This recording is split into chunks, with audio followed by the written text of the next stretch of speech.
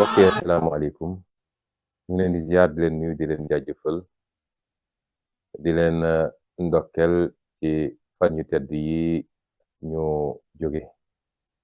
di ay bésu tabaski mbokk yi ñu réew Sénégal mi ngi dund jamono ci ay jamono yu gën a lënt ak yu gën a doy waar ci bi mu sosoog léegi en tant que réew mu am indépendance waxuma sax jafe-jafe yi nga xam ne kenn ku nekk ci ñun ñu ngi koy dund ci wàllu koom-koom ndaw ñi amuñu liggéey mag ñi njëg yi seer nañu seeraay boo xam ne seen dépense matut paju mi xaw naa doy waar ak yeneen te loolu yépp dara waralu ko lu dul lajj gi nga xam ne ki ñu dénk réew mi diirub fukki at ak ñaar lajj na ko ci liggéey bi ndax njuumte gi mooy jàpp ni dem lépp xaalis bu bari boo xam ne suñuy sëta ki sëtaat dinañ ko fay ngir tabax benn autorail wala tabax benn BRT wala tabax ay immeuble ak ay stade jàpp na ni loolu mooy koom-koom réew jamono joo xam ne mbay mi nërmelu na càmm gi nërmelu na géej gi jaay nañ ko ba napp amatul amuñu ay industrie yoo xam ne moo war a mën a transformer la ñuy liggéey te loolu mooy andi valeur ajoutée mooy yokk ci koom-koom waaye loolu it mooy tax ba ndaw ñi mën a am liggéey lajj googu mu lajj moo teg coono askan gi waaye bi gën a doy waar mooy jafe-jafe yi nga xam ne tey andi na njàqare ci sénégalais bu ne te mu lalu ci politique ñu fas yéene ci waxtaan ak yéen ci tuuti jafe-jafe yooyu nag dara waralu ko lu dul ki ñu dénk réew mi mu fàtte ni dañ ko dénk jàpp ni da ko donn wala lu mu jënd la cëpp marché muy moomeel ba tax nag dañ ko dénkee réew mi ba léegi ci fitna la Sénégal dëkk kuy sénégalais rek war nga nangu ni juróom-ñaari at yi li fi xew ci fitna boo dajalee li ñu doxoon diggante bi ba 2012 boo ko dajalee tollul noonu mai 68 événement 62 yi 88 93 2011 yooyu yëpp boo ko dajalee li fi xew ci fukki at ak ñaar yi moo ko gën a tar lan moo ko andi mooy benn dong ci 17 millions de sénégalais ñu dénk ko mu foog ni moom ku wax mu tëj ku wax mu dóor ku wax mu tiire bal ñu nga dee opposant bu yëngatu muy xaw koo ragal ne xaaral ma faagagal ko xaaral ma complot ko xaaral ma fexe nu ma koy yóbboo kaso lii rek moo andi fitna ci Sénégal gisin googu nag mu am lal ko ci coxor goo xam ne kuy sénégalais xam na ko ndax nit bu soxor boo ko gisee xam ko lal ko ci li tubaab di wax rancune mooy fayante diw daf ma contre faw rek ma faagagal ko moo xam homme d'affaires la moo xam sëriñu daara la moo xam ab sëriñ la wala ab étudiant la wala ab journaliste la képp ku ne man ànduma ak moom gis naa neneen rek mu ne tey ma rey la te loolu du màndarngam jiit dafay yaatu di jéggale di jàllale loolu moo ñu andi ci lii ñu toll nii ba lan mooy conséquences yi mbokk yi lu mat juróom fukk ci ay bakkan ci ay gone yu ndaw a ndaw rot na fi diggante mars 2021 ak juin 2023 lim bi bari na de takku na benn bakkan rek bu rotee dafa mel ni àdduna yëpp lañu faat barki démb bu bakkan rotee ca France ka jiite France dafa génn wax ak waa France ca saa si la génn ñun de bii mujjee nii ñaar fukki bakkan ak juróom-ñeent ñoo rot ba léegi ki nga xam ne moo jiite réew mi taxawul jàkkaarloog askan wi wax ak askan wi massawu leen balu leen taxawul jàkkaarloog wayjur yi jaale leen loolu mooy ñàkk a wekk sa askan ci jamono joo xam ne ma ngay dem ba Ukraine nga xam ne 8000 kilomètres d'ici ñu jox ko ay sondel mu naan day rendre hommage ña fa dee ca guerre ga naam lu baax la sax waaye nag balaa ngay laax jaay wax dëgg yàlla sa réew mii nga dëkk ñu jiital la mbir am nga génne alkaati yi ñu tiire ci kaw nit ñi ñaar fukki bakkan ak ñeent rot ci ba tey jii ñaar fukki fan ak juróom ñaar tegu na ci tey jii yeyoo yàbbi wax ak sa askan mu toog ba tey mu ne suba dina jàkkaarloog yéen pour wax ci mbirum politique ci war mbirum mandat loolu ñàkk a wekk sa askan weesuwut loolu li tubaab di wax mépris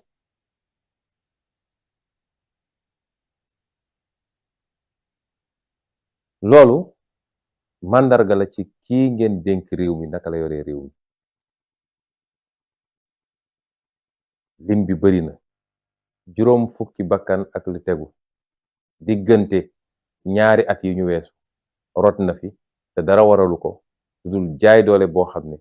ki ñu dénk réew mi essayé na ko jaay doole askan wi jóg ne ko lii du fi amee yoruñu lu dul ay xeer mu jël ay ngànnaay boom leen tiire seen kaw kon li dafa wane ni ñun amuñu président de la république ndax président Macron de bi mbir mi amee ci saa si la génn ne benn xale warul dee ci anam yu mel ni ba pare ci saa si procureur de la république bu uteeg ñii fi nekk nga xam ne procureur Macky Sall lañu li ñu ne Macky Sall dafa dem seeti dans les poubelles de la justice dafa dem seeti ci mbalitu justice bi pour tànn ci ñenn ñi mu seppi ñii mu jox leen procureur général ñii mu jox leen juge d'instruction pour ñu defal ko li mu bëgg waaye gis nga France ba mu fa amee ca saase la procureur jóg daal di jël dossier bi ñu jàpp alkaati bi tiire ne ko waroo woon tiire parce que xale boo xam ne yorul ngannaay yorul dara nga tiire ko loolu faute grave la daal di yóbbu ko mandat de dépôt noonu la réew di doxee ak nu matadi am syndicat magistrature bi bind communiqué boo xam ne yéen ñi gis ngeen ko lii su ma koy wax dama bëgg ñu gis la écart bi am diggante suñu réew nga xam ne dafa suufe ci démocratie ak réew yi nga xam ne doonte bokkuñu ak ñoom gëm-gëm sax waaye am nañu ay principe ay valeurs yu ñu gëm moo tax li ñu dese ci liggéey bari na kon maa ngi dellu jaalewaat mbokku xale yi nga xam ne seen bakkan rot na di leen wax ni bokk nañu ak yéen tiis bi bokk nañu ak yéen naqar gi ñu ngi ñaanal way dawlu yi yàlla na yàlla xaare leen kër yu yaatu ya ci barzak yu sedd yi ubbil leen seen palanteer ñu jàkkaarloog seeni kër àjjana donte gëm naa ni looloo am ndax man dama gëm ni nañ leen faate daf leen setal wicc ci baakaar ñu dellu fekki seen boroom ci ni ñu juddoo woon ña leen faat nag ñoo yenu seen baakaar man lu ma gëm la waaye jullit ñaan la am kon ñu ngi ñaan yàlla xaare leen aljana ak këru barzak bu yaatu di leen wax ni bokk nañu ak yéen tiis bi ak naqar bi metti nañu ba fu metti yem waaye di leen wax ni seeni doom war ngeen am fierté ci ñoom ndax nañuy xoolee saaba ya ak nit ñu baax ñi daan xeex ngir dëgg bët boobu lañ leen war a xoole demuñu sàcc ñu tiire leen bal ñu dee defuñu lu ñu warul def waaye dañoo am gëm-gëm ci seen réew xam ni ñoom ñu war a xeex ngir seen réew baax ba faw mënoon nañu fàq jël gaal ne ñoo ngi dem Europe waaye dañu ne dañuy toog xeex fii suñu réew ndax réew mi lañu war a defar ba mu baax ñu toog fi séddoo wërsëg gi kon ku daanu ci loolu ngàcce gàllaama yow ci la daaneel moom moo des ak ay problème waaye di leen wax it ni amoon nañ yéene ñëw jaale si leen te dinañ ko def ndax jaay doole gi nga xam ne moom lañ ñuy jaay doole ba tëj suñu koñ ne kenn du génn te teguñu ko fenn moo ñu tere ñëw pour le moment waaye niñ ko defoon ci 2021 kenn ku nekk am nañu yéene sol suñu dàll ñëw ba ci kër ga jaale la massawu la bokk ak yow naqar gi rax ci dolli it ni bu ñu nekkoon ci réew mu normal famille bu nekk boo xam ne tey teg nañ ko lorange bi nguur gi dafa waroon a jël ndàmpaay gu duuf gu duun teg ko sa loxo naam remplacé wul bakkan bi nga ñàkk waaye diine gi ñu gëm sax ñun diine yi ñu gëm bokk dafa ne ku rey te tey ko ne maa tey rey kooku dafa am fu ñu war a jaar ak moom ki nga xam ne nag teyu ko ba léegi teggee ko carrément dafa war a jël ndàmpaay gu muy jox famille ñi nga xam ne ñoo ñàkkale kon noonu la état bi waroon def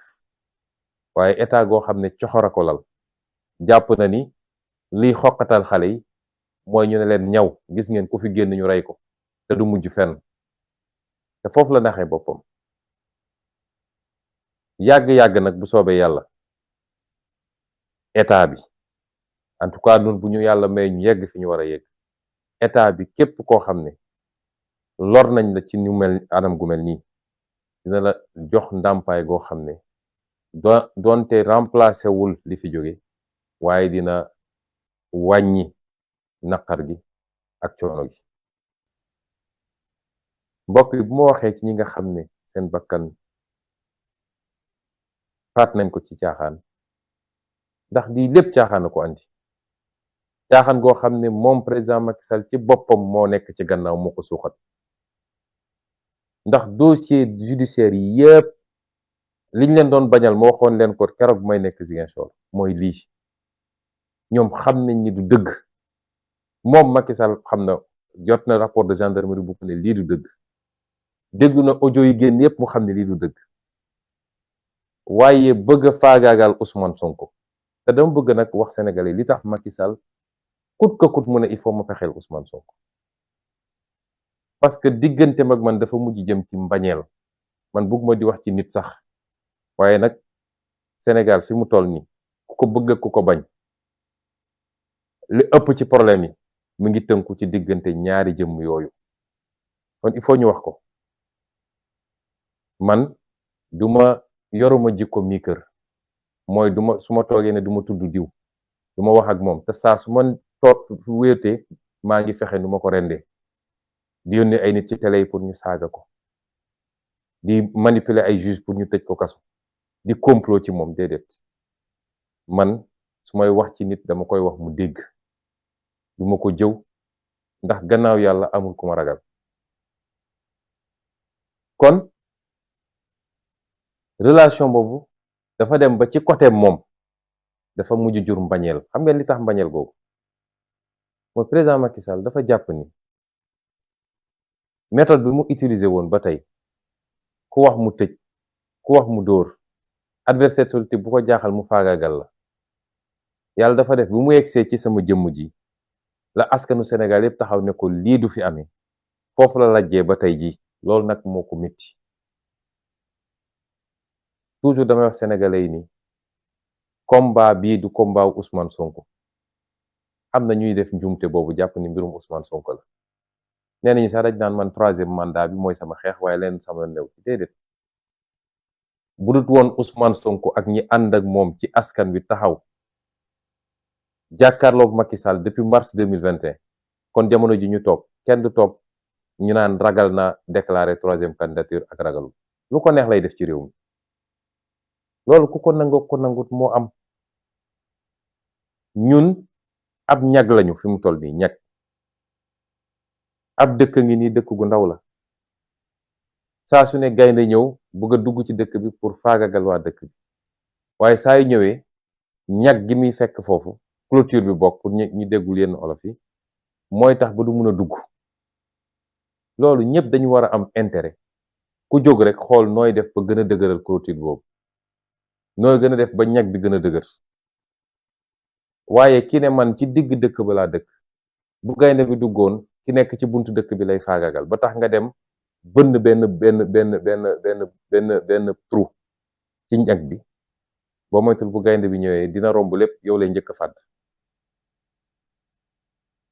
xeex bi ñu xeex boobu ba léegi moo ñu andi ba tey ji Macky Sall li mu bëgg a def ñemewu koo def. kon du xeexu Ousmane Sonko du xeexu Pastef xeexu nu ñuy def ba suñu démocratie ak liberté yi nga xam ne suñuy baay ak suñuy maam dañ koo xeex ci xeex yu métti ñi dem ci kaso ñi faatu nañ ci ñi ñàkk nañ ci seen liggéey ñu bañ a toog ba 21e siècle 2023 ñu ne kenn ci sénégalais yi ak maqaamam nu mu toll donte président de la République lañ koy wooye ñëw na rek loolu mu faxas ko ci benn ñu am fi benn buur boo xam ne mooy xool lu ko neex mu ne lii la lu ko naqari mu ne lële la lii mooy suñu xeex. lii nag résistance bi ñu résister ba lajjal ay pexeem ci lu bëree bëri loolu moo ko métti tey ba mbir mi da koo def mbirum xol moom ma baamu ni ñun jàppaluñu ko dara parce que yàlla bindewuñu noonu te dañoo am ay royukaay bi ci gën a fort mooy ki yàlla yónni woon ci ñun keroog bi mu duggee màkk dafa baal ñëpp. kon mbañeel googu nag nga xam ne judd na ba ku tudd turu Ousmane Sonko ci kanamam sax nga gis xar kanam gi mel ni ku ñu tàgge looloo waral li ngeen gis ni yépp agression yi brutalité bi pexe yi ci wàllu justice waaye mu ànd ak beneen ragal bu gën a doy waar mooy bir na ko ni bu Ousmane Sonko demee élection gagné élection ba mu ne faw rek ma faagaagal ko ma gàllankoor ko bu dem élection ba loolu nag day dellu ci askanu Sénégal dinaa ci ñëwaat léegi kon bu ma waxee ci ñi nga xam ne ñoo ci faatu faw rek ma teg ci ñi nga xam ne gaañ nañ leen ay gaañ yu metti dóor nañ leen ay bal ñii ci cër bi ñii ci cër bële ñii ñàkk nañ ci bët ñi gaañ nañ ci tànk ñii ci loxo ma leen di massawu di leen wax ni ñoo ngi ñaan yàlla mu saafara fëgg bopp yi delloo si leen seen wér-gu-yaram nu mu gën a gaawe ñoo ngi seen wet nag lépp luñ ci mën ñoo ngi ko ànd ak yéen ci paj mi ak ci jënd garab yi di leen wax waaw leen góor am leen fierté ci li ngeen def bu leen kenn gëmloo ni diw daf leen di utiliser wala lii jaru ko woon déedéet ma teg ci nag ñi nga xam ne tey caabi féeti na leen gannaaw ci lu dul dëgg ñuy lim bu xaw a takku jamono ji ñu toll weesu nañu 650 ak lu tegu ay nit yoo xam ne jàpp nañ leen ci lu dul dëgg ña nga ci kaso yi kaso boo dem ci Sénégal danga fa fekk ñenn ñi mbokk yi nga xam ne ña ngay dem di leen seeti saa suñ ma woowee lañ may wax day dal sama xel mooy ñoom ñëpp li ñuy njëkk a laaj mooy naka la président Ousmane Sonko def mbaa mi ngi ci jàmm ñun na seen xel dal ci ñun ñu ngi ci jàmm suñu xel yépp mi ngi ci yéen ni ngeen ñu mën a delloo njukkal mooy xeex bi ku leen ci wàññi dara yokku leen te ñee tëdd seen bàmmeel gëm naa ni ku leen yëkkati woon ñu wax la même chose ay xale dóor nañ leen balu fetal ñu teg leen ci ay civière di leen yóbbu hôpital li ñu njëkk a laaj mooy naka la pros def baa mi ngi ci jàmm bu ko dara jalul rek li ci des amul solo moo tax Macky Sall bu yaakaaree ni ci fitna ak faagaagal ak xoqatal lay nootee Sénégalais dafa xamul lan mooy Sénégalais loolu même tubaab bi mu ñuy coloniser amu ko woon fii def na lu ne waaye lii woon gëm-gëmu Sénégalais li ne woon seen xol ak li ñu jàppoon seen xel tubaab bi mësu ko mun a wëlbati moo tax ku xamul Sénégalais rek mooy gëm ni mun nga réussir ci loolu Sénégalais yi da ngay jëflanteeg ñoom dëgg jëflanteeg ñoom lu xel mun a nangu ñu weg la nga jëflanteeg ñoom yërmande ak li nga xam ne mooy suñu valeur ñun Sénégal sénégalais yi xamuñu soxorante sénégalais yi li ñu xamante mooy laayante biir jàppante bëggante yërëmante lu ñu am séddoo ko seen biir lii ñoo ngi koy doo gis ci Sénégal kon ñooñu ñëpp ma leen di masaw gannaaw loolu nag mbokk yi ma bëggoon waxtaan ak yéen ci lu gàtt ci li ñuy dëgmal nag ndax moom nee na day waxtaan ak askan wi ëllëg koo xam ne faat nañu 25 ci ay bakkan ci ñi nga xam ne yaa leen yilif ba léegi ngi yeyoo yàbbi ci masaw woo seeni waajur waxook Sénégalais yi ba tey jii mu naan day génn di def discours politique maanaam wax ci mbirum candidature ba tey waaye dama bëgg Sénégalais yi ñu bañ a tombe ci manipulation wu classe politique bi fi nekkoon ak ni ñu mel nga xam ne seen lépp deal la ak luubal ak complot foog ni askan wi nërmelu nañ xamuñu bu ñu nelawee ba tombewaat ci piège boobu gaaral naa leen ni 50 ans yi di ñëw dina metti waat torop ci ñu moo tax man gëm naa ni askan wi yeewu na kenn mëntu koo nax dañu am yenn politiciens yi nga xam ne nañ daan politiquer ci jamono bàyyi ba jamono maam sax ñoom jàpp nañ ni fi ñu toll nii en 2023 noonu la ñu war a mën a continuer politique mooy saa su ne rek benn groupe politicien daje waxtaan seen biir xool nu ñuy séddooy réew mi seen yoon newul ci askan wi mënoon nañu reyante mënoon nañu saagante mënoon nañu dóorante waaye bu desee lu dul séddoo réew mi ñu dajewaat naxante ñi kenn ku nekk ñu ne la yow li nga ciy am bàyyiwaat ndaw ñi ñu nekk seen coono bàyyiwaat waajur yi ñu nekk seen coono bàyyiwaat réew mi muy nërmeelu ñu gën a ñëw gën a perpétuer gën a saxal système bi fi newoon mooy alal réew mi yëpp ñu bàyyi ko mu génn bitim réew est-ce que loolu dinañ ko nangu lii xew yëpp ñu naan ko dialogue national ak yéen ñëpp xam ngeen ne tappale la ay mag yoo xam ne amu ci kenn koo xam ne sa avenir mi ngi sa kanam ñu waroon accompagner ndaw ñi tey ñoom ñooy dem di daje di complot ban ndaw ngeen gis foofu ci dialogue national bi pourtant téeméer boo jël ci réew mi juróom ñaar fukk yi ay ndaw lañu est-ce que ndaw ñi di ngeen d'accord ñeneen ñoo xam ne seen avenir ma nga seen gannaaw ñuy décider à votre place gis nga réew dafa am fu muy toll fulla moo koy mottali ak fit ak jom ak bëgg sa réew te xam naa ni mi ngi ci yéen ndaw ñi ak lu mu mun a wax suba benn luy ñëw mottaliku la ci complot bi nga xam ne deal bi nga xam ne def nañ ko ba pare deal ba mu nga doore ay nit yu doon daje di waxtaan ci naka la ñuy def ba juboo ba déggoo ci li ñuy déggoo te lépp nag lenn rek a ko waral mooy lu ñuy def ba Ousmane Sonko du jël réew mi lu ñuy def ba Ousmane Sonko du doon candidat lépp weesuwul loolu moo tax soo seetee li ñuy woowee conclusion yi nee na ñu ñëpp mën nañ leen dugal ba mu des Ousmane Sonko ndax même mbirum 3e mandat nee nañu nañu bàyyi conseil constitutionnel wax ci ñeneen ña nañ leen gracier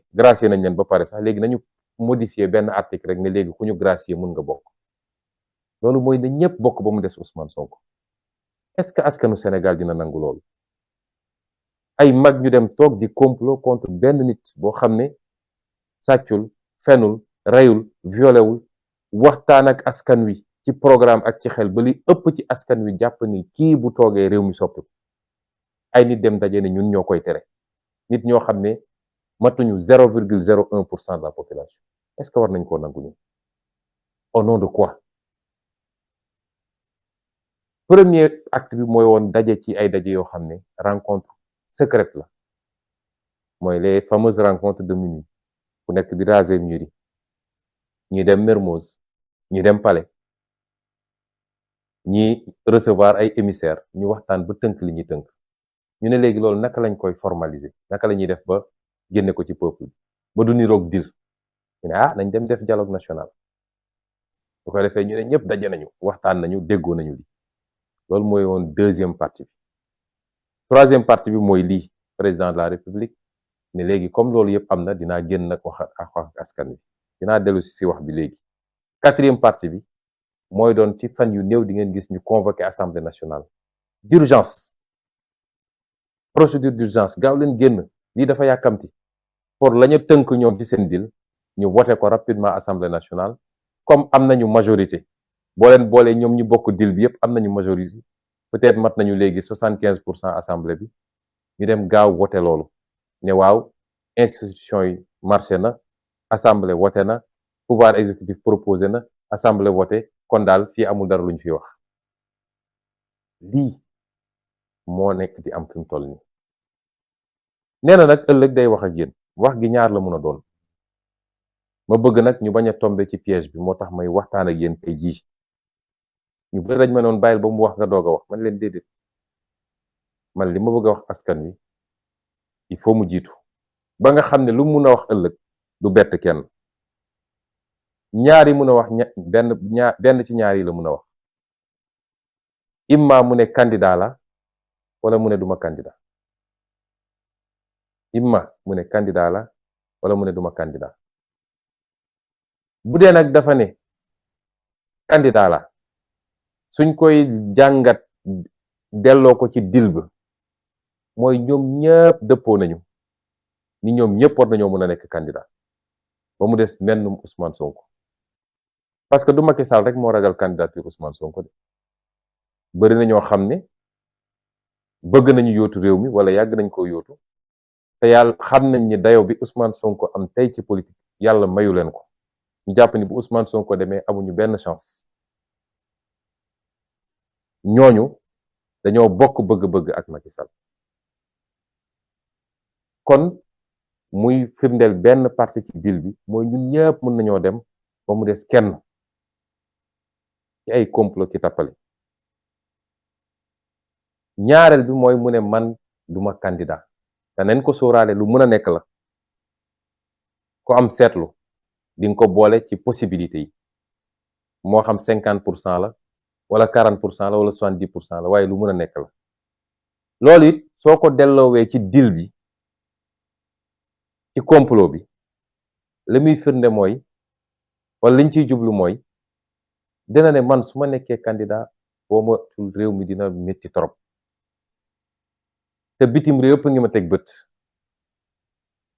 gis ngeen li xew barki démb parlement européen bu ma yónnee ndawam soosu mu dem di nar ay nar yu kenn xamul. waaw ay terroriste ñooyu sonk ay nangam tubaabee toroxal ko fa toroxal bu doy waar. waaye bokk na ci li ko tubaab bi wax mooy waxu 3e mandat boobu nga xam ne waroon na leer bu yàgg ñu dalal Sénégal te Macky Sall bëggu cee wax. kon àdduna bi yëpp a ngi koy xool ci 3e mandat. réew mi fukk yoo jël juróom-ñeent yi ànduñoo 3e mandat. mu xam nag ni loolu mën naa jafe. mën na am mu taxaw ne leen man dootuma candidat waaye lim ciy jublu ba tey mooy jàpp na ni bu ne man dootuma candidat ñu bari ñoo xam ne ñi ngi taxawoon di waajal xeex keroog bu ne candidat la dinañ ne léegi sama yoon new ci bu ko defee mu isolé Ousmane Sonko ak Pastef. dañ naan bu dee problème mu benn candidature rek la jaru ko ñun nekkuñu fi pour xeex pour candidature Ousmane Sonko comme Macky nee na du candidat rek li ci des suñu yoon newu ci. lii mooy calcul yi moo tax benn boo ci jël rek ci tënk mu nga dellu ci objectif boo xam ne benn objectif rek la mooy président Ousmane Sonko warul nekk candidat en février 2024. may laaj nag mbokku Sénégalais yi parce que du problème mu jëmmu Ousmane Sonko déedéet donte dama liggéey li ma liggéey ba tollu fii ànd seeg ñi jàpp ci liggéey bi ba ñuy door matuñu woon fukk ci néeg bi ñuy taxawal parti bi juróom-ñetti at ci gannaaw soriwul. joxuñu nit ñi xaalis saxaluñu leen lem waaye di waxtaan ak Sénégalais yi waxtaanu dëgg. di leen wax lan mooy dëgg di leen wax lan mooy jàmbatu réew mi di leen proposer ay solution. Sénégalais di gëm benn ba tey ñu nekk ay millions. ñu daj ci lu nekk nag la ñu daj ci politique kenn dajagu ko ci politique Sénégal. ci xaste ci saaga ci sosal ci attaquer suñu vie privée ci pexe pour tëj ñu ci violenter ñu ci rey suñuy militant ci tëj suñuy militant amul kenn ku ko daj waaw est-ce que dinañ nangu loolu yëpp ñu daj ko ba ñëw ba ca pàndaw ba benn nit rek toog woo ay nit ñu complot ñu ne loolu dañ koy faagagal buñ ko nangoo de dafa mel ni wor nañu ñi gëmoon projet bi di xeex ba seen bakkan rot ci dafa mel ni wor nañu ñi ci gaañu wor nañu ñi ci nekk ci kaso yi waaye warante nañu ñun suñu biir du jëmm Ousmane Sonko dañu yàgg wax ni ñun projet la ñu gëm mais du nit mais dafa am loo xam ne combat de principe la bu ñu nangoo Macky Sall mën a jóg ne man may tànn ku ma neex waaye du askanu Sénégal mooy tànn bu yóbboo ëllëg bu xëyee ne maa ngi tas parti bi ñu toog seetaan ko bu xëyee ne damay def 3e mandat 4e mandat 10e mandat ñu toog seetaan ko bu toogee ba mu neex ko mu ne diw neexuma dem leen jël tëj ci kaso bi wala diw neexuma dem leen barricade quartier am kenn du génn nañ toog seetaan ko mbokk yi gor lay doon gor day judd ci gor màgg ci ngor dee ci ngor waaye gor mënul doon gor lundi mardi mu nekk jàmm mercredi mu dellu soit nekk gor loolu mënul ne man nag gëm naa ni askanu Sénégal askanu gor la ci ëpp ci askan wi gor lañu amul benn peuple boo xam ne lépp maase waaye man gëm naa ni li ëpp ci askan wi ay gor lañu ñu yar leen ci ay principe yoo xam ne dañoo judd di ko dégg ba tey jii jom fulla fayda kersa kóllëre ak yeneen loolu mooy Sénégal loolu la suñu maam yi doon jiital ca ba ñuy nekk ceddo balaa sax diine di ñëw ndax nun dañuy wàcc yoon déedéet moo tax faw rek ngeen fàttalikuñ ak lum leen mën a wax suba weesuwul mi ngi dugg ci cadre seen deal ak seen complot te weesuwul objectifu nu may def ba écarter Ousmane Sonko moo tax du ma bett bu doon ëllëg ñëw na wax ak yéen ne leen du ma candidat pour moom loolu dina permettre mu isoler Pastef ak Ousmane Sonko mu ber leen ba ñeneen ñëpp ba ci association yi fi am dajale ñu bëri ñu naan dañuy xeex contre le 3e mandat ñëpp ne léegi suñu yoon newul ci détenu politique suñu yoon newul ci naka la ñu def ba écarter Ousmane Sonko ci candidature bi suñu yoon newul ci nit ñi ñu rey ñun daal comme pour Macky nekkul candidat rek ñun ñu ngi dem tool da ngeen ci bàyyi xel loolu mooy objectif moo tax du ma bettit immédiatement après mu relancer la machine judiciaire soo gisee ba léegi mu barricade koñ bi bu defee loolu jàpp na ni am na lenn ci sénégalais yoo xam ne anesthésié na leen mooy pikiir na leen pikiiru nelaw ba ña ngay nelaw mu ne gars yi dem leen tegal ma loxo ci Ousmane Sonko loolu tax ba léegi ñu barricade koñ bi may wax sénégalais yi nag ni Macky Sall mënumaa jàpp parce que ñu bëri ngi laaj question boobu ñenn ñi am si sax njàqare ma leen di wax ni Macky Sall mënumaa jàpp mënumaa téye man ndax ba ñu duggee ci seen caaxaan yi ñu leen bàyyi leen caaxaan yii nga xam ne mën na faat ay bakkan ci réew mi ñii de buñ doon ay nit duñu egsi fii ñu egsi waaye dafa di ñoo xam ne pouvoir fees na seen bët ba xamatuñu bu ñu jógee bëgg a wane ni ay jullit yu mag lañu yow noo mu ne dem aji màkka ñibbi si démb ñëw taxaw dajale say maire ne leen dem leen ut ay milice pour xeex ak xale yi ci koo xam ne président de la république nga xanaa kay ku jóge màkk ak jamono yi ñu toll muy feet nga jiite Sénégal yépp waroon nga xool neneen nooy waxee askan wi dul naan leen dem leen rey nit ñi dem leen xeex ak nit ñi dem leen dóor nit ñi waaye bi ñu defee seeni complot dem ut seen juge muy Issa Ndiaye boobu nga xam ne nee nañ ma jarbaat la ci ki nga xam ne moo gën a tar ci ñu wër Macky Sall ci naan ko dóoral ak reyal jëlee ko usuy ñetti weer balaa procès bi mu ñëw ñu njëkk koo dugal ci dossier bi ma seqoon ak Mame Mbaye Niang dossier diffamation moom dong ci ñetti juges yi fa ne woon moo doon naan moom dafa bëgg ñu tëj ma peine d'emprisonnement weer ak genn wàll ñu dugalaat ko ci beneen dossier def ko sax président composition ba dafa ne loolu justice la mu def loo xam ne dafa mujj sax tuutil Sénégal ci àdduna bi yëpp ñëpp gis ko nga ne nit ki dafa siif dafa yoroon gànnaay di menacer ñu dem nit ki teewul avocat teewul amoo benn preuve bu mun a firndeel loolu nga ne loolu defu ko ba pare dem inventé leneen ba di fen ngeen jéggal ma ci kàddu Issa Ndiaye dafa fen ndax li mu wax loo docteur Alfousseyni Gaye waxu ko ba kooku bind communiqué ne moom musul wax loolu juge buy fen pour motiver benn décision moo tax li xew nii am na juróom-ñetti juge yoo xam ne ñoo reylu Sénégalais yi te dinañ génne seen tur ak seen photo ñëpp gis ko ñoom ñoo reylu Sénégalais yi dañuy wax justice y a 465 magistrats wala lu ko ëpp waaye boo seetee yenn poste yi dañuy seppe ay nit yoo xam ne dañuy dem wër li yées ci magistrature teg leen foofu pour defloo leen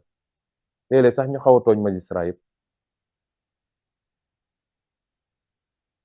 waaye bi ñu demee def li ñuy def ba pare nee nañ dañ maa jugé par contumace ma leeral Sénégalais ni contumace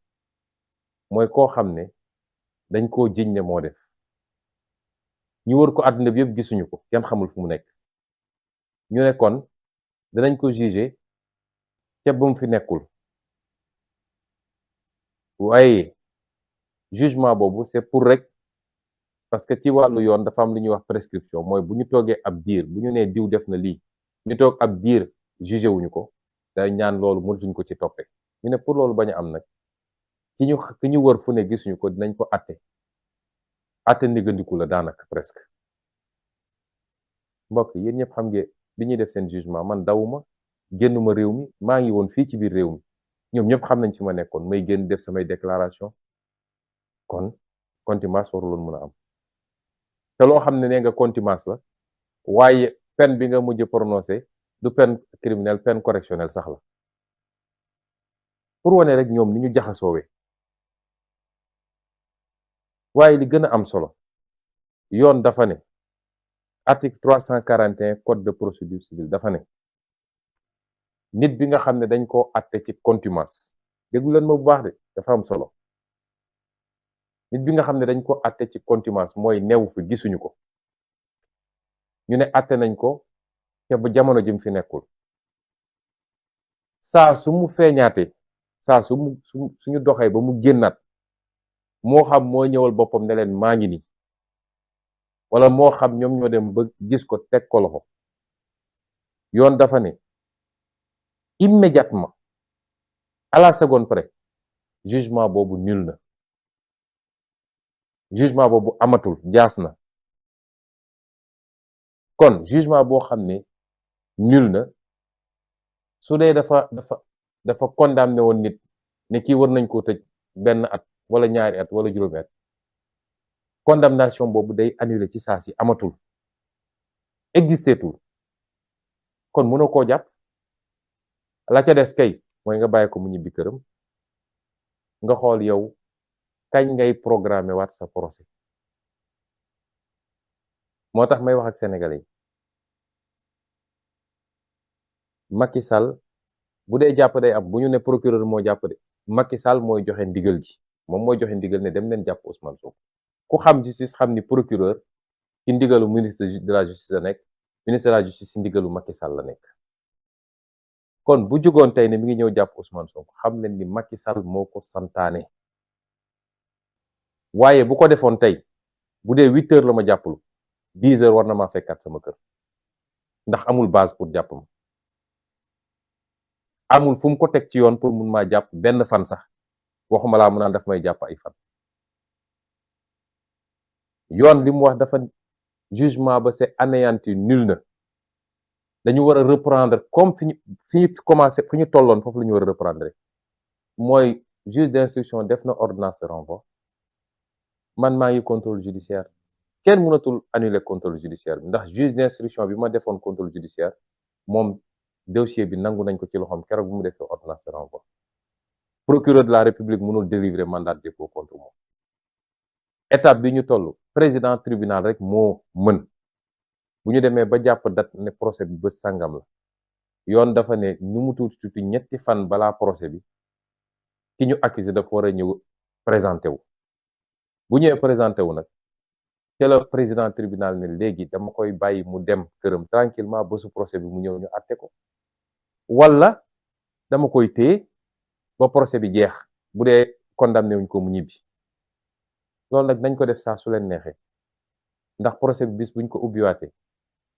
du procès Ousmane Sonko de procès comploteurs yi la dinañu xam lan la ci Macky Sall def lan la ci Mamour Diallo def lan la ci maître Gabisso def lan la ci keneen ak keneen def ndax procès boo xam ne tegoo fa tànk sax ñu setal la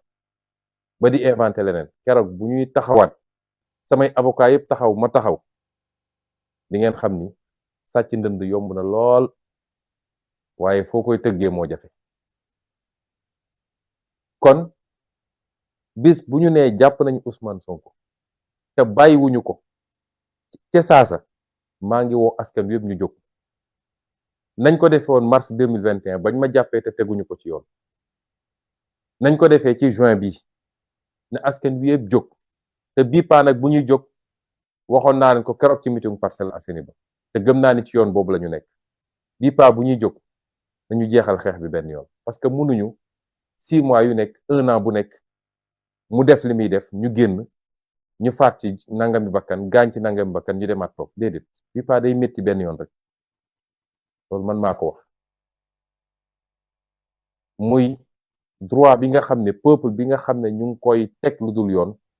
constitution ne peuple boobu am na droit résister résistance boobu laa leen di woo te nag bu leen ci am lu ngeen di ragal ndax lii weesu lii am ci weer wi ñu nekk weer wi ñu génn muy weer juin jàngat yu bari lañ ci war a jàngat may dalal xelu sénégalais yépp rawatina ndaw ñi Macky Sall amatul sañ-sañ li muy def discours dajale ay maire di wax loolu foofu la koy waxee de maire yooyu Macky Sall ngi leen di dugal ci loo xam ne day dem bàyyi leen fi ak seeni problème te xam ngeen ni attanu leen ko ndax fu commune bu ngeen jë ndaw ñu fa nekk ñëpp ñun lañu àndal xam ngeen ni mënu leen xeex ak ndaw ñi nekk leen seen maire far leen APR def leen seen politique amul problème waaye bu ñu demee ba di leen dugal ngeen naan yéen ay organiser pour xeex ak résistant yi xam leen ni yéen a ngi sa xottu gerte résistance lañu woote te su ma amoon terme bu gën a fort gatsa sax dinaa ko utiliser bii pa bu leen kenn gëmloo way ñii ñooy nitu fitna ñi président de la république bu dajale ay nit palais ne leen dem leen préparer ut ay milice xeex ak xale yi waxoo police maintenir l'ordre waxoo gendarmerie maintenir l'ordre waaye ay nit ngay dajale gannaaw bi nga génnee fi ay milice ñëpp gis ko kon Sénégal yëpp xam nañ fi violence bi nekk ku naa fekkul xam nga fu violence bi nekk waaye nag réew mi am nu mu tëree kon nañu waajal suñu bopp ni ñu ko yàlla sante waajal leen seen bopp lu ngeen mën ci doole mastataatum lu ngeen mën ci doole kuwa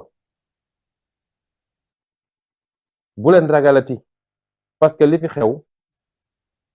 àdduna bi yëpp da koo gis àdduna bi yëpp dankaafu Macky Sall àdduna bi yëpp laaj ko ay compte ne ko noo munee génn ay milice ñëpp gis vidéo yi ay milice privé ñuy tiire ci kaw sénégalais yi moo tax milice dootul génn fi man maa leen ko wax mun na toog pale di funki di wax waaye milice dootul génn Sénégal alkaati yi nga xam ne ñoom la ñuy yónni naan leen dóor leen xaw ma ñàkk formation la xaw ma coxor la mais ab alkaati boo demee manifestation jàpp ab ndaw yóbbu ko commissariat da nga koy déglu yóbbu ko ci procureur ñu xool ndax dañ koy yóbbu ci juge wala dañ koy bàyyi waaye jàpp ay xale xaar ba guddi nga génne leen di leen dóor loolu bokkul ci formation policier loolu soxor kese la moo tax mbokk yi liggéey gi ñuy xaar bëri na ndax il va falloir nettoyer beaucoup de choses justice bi fonction publique bi police bi fépp am na ay réformes yu ñu war a def ndax Macky Sall dafay yàq réew mi yaxeet jël ay nit transformer leen ay objet di leen def loolu defuwut waaye bu dee alkaati yi dese nañu xel tuuti dinañ xam ni mbir mi ñoom ñoo ciy des ndax ministre affaires étrangères dafa dem barki démb ci benn télévision tubaab lan la wax nee na déedéet ay milices tiré wu ñu de alkaati yi ñoo tiré te légitime défense la woon loolu lu muy wundu ban légitime défense moom avocat la jàng lu droit xam ne lan mooy légitime défense mu ngi leen di dugal yéen alkaati yi te loolu mooy politiciens yi nag yenn xeetu politiciens yi ñoom gëm nañ ni mun nañ dugg ci bërigo diwtiir génn ci weex tàll bu ñàngee ba ñàng ñu ne yéen a ko def élément boobu noonu lañ ko jëlee yokk ko ci dossier CPI bi nee na yéen ay rey xale yi légitime défense mooy boo demee ba yow menace am ci yow nga dem ba xam ni sa bakkan mën nga ko fee ñàkk nit ki yor gànnaay di waaj a tiire nga tiire waaye ay xale yor ay xeer di sànni ñu ne yéen da ngeen doon légitime défense loolu kan moo ko mën a nangu ci boppam bu ngeen amee xel di ngeen delloo ci seen bopp xam ni ñu ngi leen def loo xam ne tôt ou tard di ngeen rendre compte te àdduna jaru ko ñi ngeen di tiire seeni mbokk lañu ñi ngeen di tiire seeni mbokk lañu seeni rakk lañu seeni doom lañu France ngi ne leen di boy fi mu toll nii donte li andi mbir mi ab policier bu tiire la muy acte isolé waaye bi muy boy dans le cadre du maintien de l'ordre gisoo policiers yi génne seeni gànnaay di tiire te pourtant foofoo gën a boy fi fuuf na ngeen delloo ci seen xel te am na xam ne bu yàggee askan wi di jël responsabilité am jàkkaarloog yéen kenn du nangu ñu lay tiire comme lapin askan way leen di fay seen salaire moo leen jox ngànnaay Macky Sall fayu leen salaire de ku ci fayeeku sa 90 000 wala sa 200 000 wala sa 500 000 xamal ni sénégalais ñoo fay seen impôt jox la nga dem fële ñu ne la jox nañ la ordre rek nga fàtte loolu lépp na ngeen delloo seen xel te gëm naa ni alkaati yi ñemeetu ñu taxaw jàkkaarloog sénégalais di leen tiire su dee kaso yi dañu am capacité mun naa leen ne fi mu ne ni kaso Sénégal yi attanuñu kenn mënatuñu jàpp kenn mennum Rebeuss moo ci dese tuuti place tuuti kaso yi attanatuñu kenn ba ñi ñu mujjee jàpp lan lañ doon def soo demee fu mel ni Mbàkke dañoo mujj dem ut loué benn kër pour dugal fa xale yi ay car rapide lañ doon jël pour ñu jël xale yi di leen jëlee fële di leen yóbbu kaab ba moo tax pexe Macky Sall moo jeex politique répression jeex na bu ñu takkee suñu fit rek bañ a lii feesal suñu bët jàkkaarloog ñoom jàmmaarloog ñoom boo moytul du yeggali mandaam day daw génn réew foofu lañ ci toll waaye doo xeex di xeex ba egg ci cappaandaw bi ngay wàcce sa loxo bu boobaa ñàkk nañu doublement ndax li ñu ñàkk ci ay nit ak ay blessé ak li ñu ñàkk ci kenn ku nekk suñu bopp muy benn ñàkk waaye ñàkkal nañu Sénégal changement bi nga xam ne 1960 ba léegi ñu ngi ko doon xaar ma leen di soññaat ñu gën a taxaw gën a takk suñu digg yeggali xeex bi la may wax toujours Macky Sall moo ñu ameel en waaye ñun jàppaluñu ko dara suñu xol bi lañ ko doon ñaanal rek mooy mu jekkali nguuram ci ni mu gën a rafete daa di dem moo xam day dem ci international moo xam day dem tëddi këram loolu rek lañ ko doon ñaanal waaye bis bu ne mu def loo xam ne day gën a aggraver kaaw bis bu ne mu def loo xam ne mën na koo topp ndax tey bu ne dafay forcer troisième candidature est-ce que xam ngeen ni haute trahison la parce que moo taxaw jàkkaarloog ana sénégalais yi ci référendum ba ne ñaari mandat kenn mënu ko wees wëlbati ko waat bind ci téeréem ne moom mënul def lu weesu ñaari mandat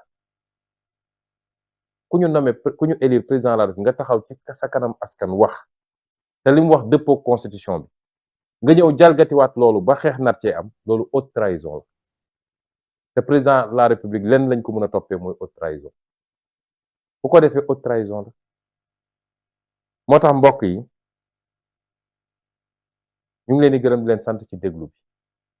waxtaan wi xaw naa gudd waaye contexte bi moo ko laaj di leen wax ni kenn ku nekk ci ñun dafa war a dépasser li tubaab di wax la barrière psychologique de la peur mooy ni ñuy def ba fexe ba dugal ragal ci bopp nit ñi ba kenn ku nekk naan ah su ma defee mbaa wóor na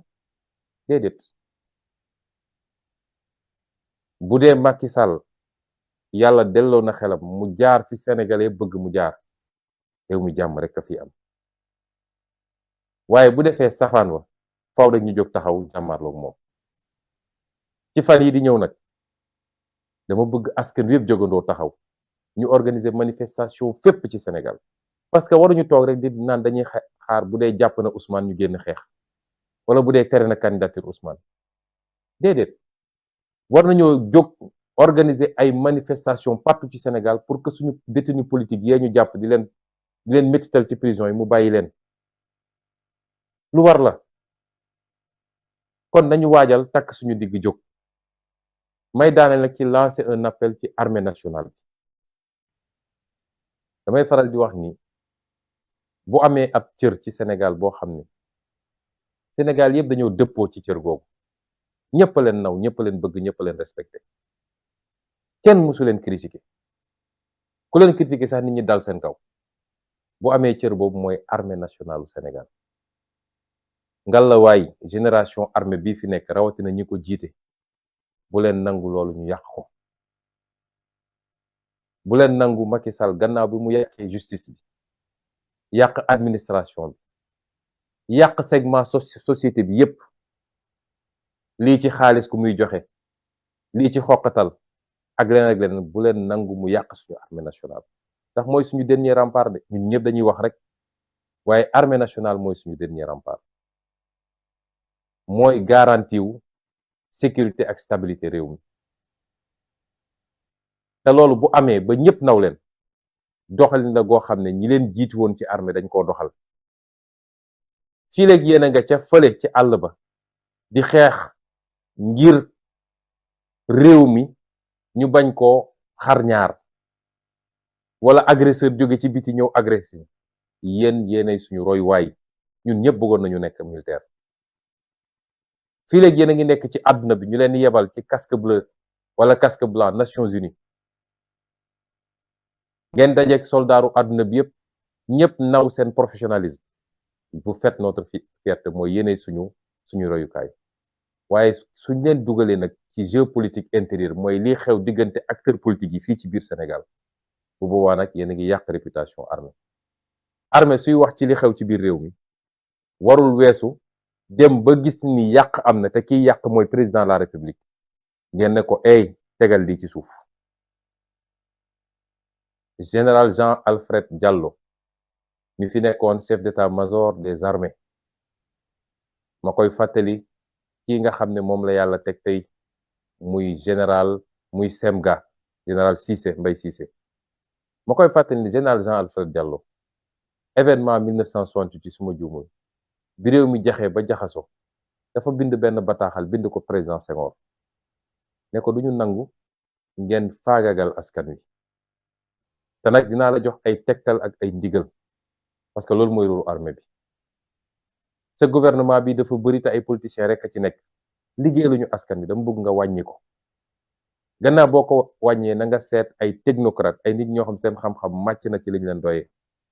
ñu taxawal fi askan wi liggéeyal askan wi loolu la ñuy xaar ci armée nationale ñaata yoon lañ fi dem élection président ñàkk bëgg a ngooy ci pouvoir bi am na ñu ko bind ci ay téere kilifa armée woo ko ne ko déet mënul ñàkk nga dellool pouvoir bi dem sa yoon loolu la ñuy xaar ci armée donc armée li ñu seetlu mooy ci jamono ji ñun ne saa su réew mi yëngatoo tuuti rek ñu génne armée bi char de combat yi fu ne bu dee xoqatal askan wi ba ñu tiit dellu toog fi ñu nekkoon lañ ci jublu loolu du róoru armée tey France a ngi jaxasoo mais gisoo armée génn États-Unis day am ay yëngu doo gis armée génn ci am réew souveraineté bi sañ-sañ bi askan wi rek moo ko moom bu dee askan dem na ba jàpp ni kii fi nekk liggéeyalu ko waaye sax li gën a garaaw ma ngay dal ci kawam di ko faagagal askan googu jóg ñu ne ñi yor maintien de l'ordre mooy police ak gendarmerie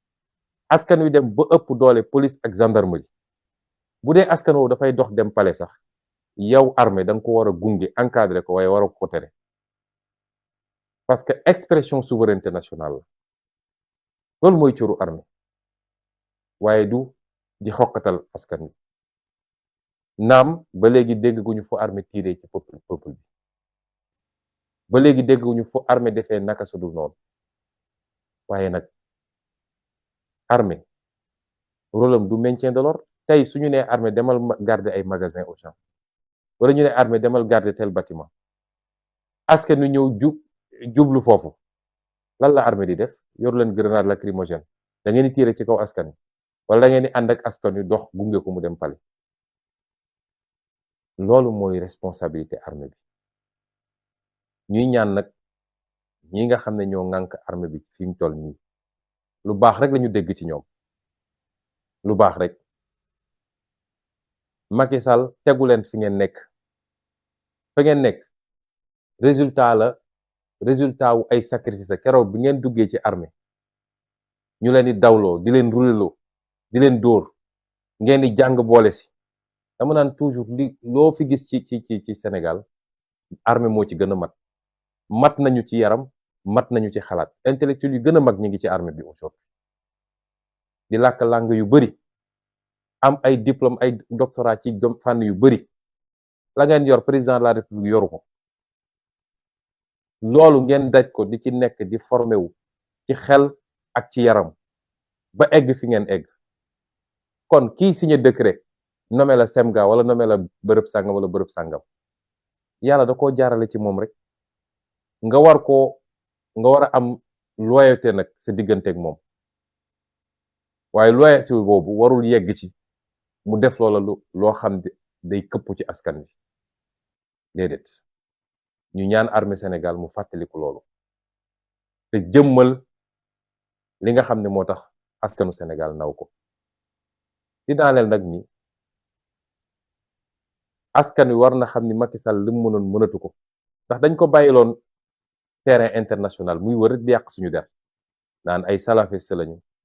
ay terroriste lañu respecté wu ñu institution yi waaye jël nañu contre-offensive wax ak àdduna bi yépp média internationaux yi ñëw wone li xew Sénégal ba gis ngeen tey fu ñu dem ñu ne leen yéen waxu leen dëgg waaye rax ci dolli ñu déposé plainte CPI plainte boobu nag moo leen tiital plainte bi du sama plainte man plainte famille victime yi la waaye ñun encouragé nañu bu baax pour nit ñi déposer plainte di féliciter Juan Branco ci liggéey bi mu def ak ñi liggéey ak moom yépp plainte boobu moo leen tere nelaw te tey ku ñu dóor bal wala ku ñu xosi dóor bal sax bari na ku ñu xosi sax tey dañuy jël dossier bu boole ko ci yokkaat ko ci plainte CPI bi dama ne mag lu muy wax di ko wax rek dëgg la ci moom suñu demee ba bésum tabaski amuñu lu ñuy wax lu dul CPI yow nga dem aji màkk ñibbisi dajale ñi ni pare amoo looy wax lu dul CPI waaw su leen neexee sax nañ dem CPI jaaxal na leen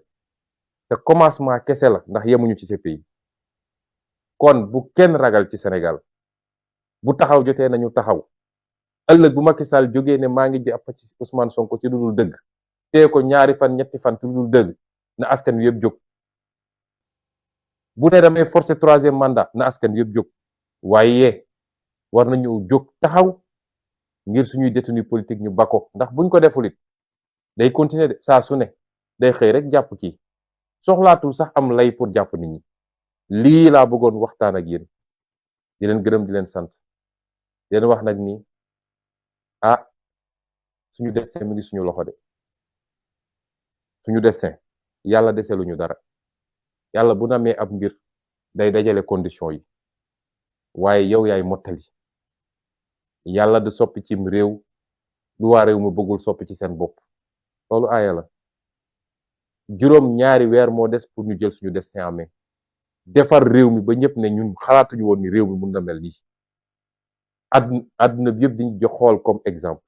ci wàllu développement ci wàllu jikko ci wàllu respecter alalu mbooloo ci wàllu défendre suñuy intérêt réew ak beneen ak beneen ak beneen ñoo ngi leen di gërëm di leen sant ndax am naa yaqin ni peuple sénégalais bi du raté rendez-vous bi asalaamaaleykum wa rahmatullahi wa barakatu